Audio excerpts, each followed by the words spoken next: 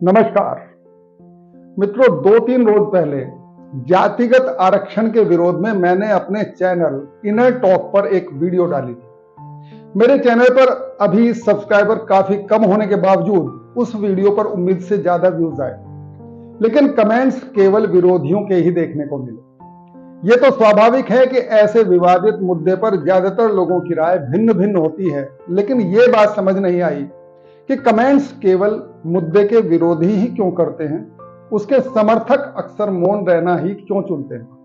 मेरी समझ में उनके मौन रहने के पीछे उनकी विवाद में न पड़ना चाहने वाली उनकी मूल प्रवृत्ति है, जो कि एक अच्छी आदत तो कही जा सकती है, लेकिन ये एक ऐसी अच्छी आदत है जिसके परिणाम अक्सर बुरे ही आते हैं। जैसे तोते के मीठा बोलने के कारण ही उसे पिंजरे में कैद किया जाता है, या फिर मुर्गे और बकरे के अहिंसक होने के कारण ही उन्हें काटकर खा लिया जाता है। शेर, चीते या भेड़िए को तो कोई नहीं खाता। जातिगत आरक्षण के समर्थक बगैर सिर पैर के तथ्य रहित कमेंट करते रहते हैं, और जो सभी मनुष्यों को सिर्फ एक मानव जाति का सदस्य मानते हैं, वो इस तथ्यपरक बात पर भी मौन साधे रहते हैं।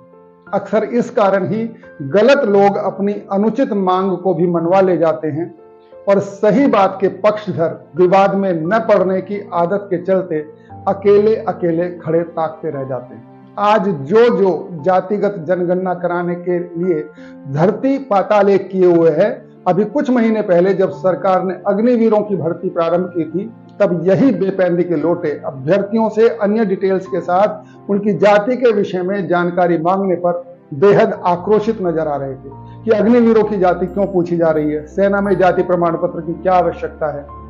काश इन्होंने इस बात पर भी कभी ध्यान दिया होता कि हमारे देश का बच्चा जब स्कूल में पहली कक्षा में एडमिशन लेने को जाता है तो उसका एडमिशन भी जाति पूछकर ही होता है, और फिर पढ़ाई के दौरान साल में अनेक बार उसे शिक्षक के इस सवाल का मौखिक जवाब भी देना होता है कि एससी हो, ओबीसी हो या फिर जनरल हो।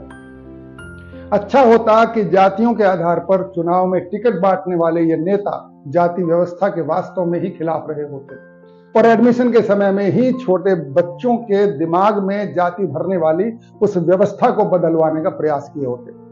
लेकिन वास्तविकता तो ठीक उसके विपरीत है। वो तो इसकी जड़ों को और मजबूत करने के लिए समय समय पर जाति आधारित सिस्टम को खाद पानी देते रहते हैं। जिसकी जितनी संख्या भारी उसकी उतनी हिस्सेदारी का नारा अधिकांश विपक्ष आखिर किस आशय से लगाता है। इस नारे में संख्या का आधार जाति नहीं है तो फिर और क्या है। सेना की नौकरी में भी जाति और धर्म का प्रमाण पत्र अन्य सरकारी नौकरियों की भांति पहले से ही देना होता रहा है।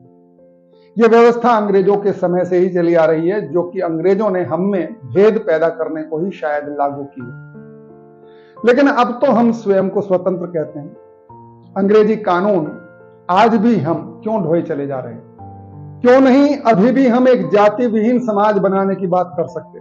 क्या सिर्फ इसलिए कि कुछ लोगों को इसे चलाए रखने में ही लाभ दिखाई दे रहा है, या सिर्फ इसलिए कि अगर जातियां समाप्त कर दी जाएं तो अधिकांश ऐसे नेताओं की नेतागिरी ठप हो जाएगी जिनमें सिर्फ एक जाति विशेष में पैदा हो जाने के अलावा अन्य कोई अपनी अर्जित की गई योग्यता है ही नहीं? क्या हमारा मौन एक ऐसी व्यवस्था को कमजोर करने का माध्यम नहीं साबित हो रहा जिसमें सभी मनुष्यों को बराबरी का दर्जा हासिल हो सके? कोई छोटा या बड़ा, अगड़ा या पिछड़ा न समझा जाए, सब केवल मानव जाति के सदस्य माने जाएं। वर्ण व्यवस्था को पानी पी पी कर कोसने वाले लोग किस मुंह से जाति व्यवस्था को सही ठहराते हैं? ये एक ऐसा प्रश्न है जिसका जवाब जानता तो हर कोई है, लेकिन बोलते हुए अधिकांश लोगों की जबाड़ी भिंच जाती है।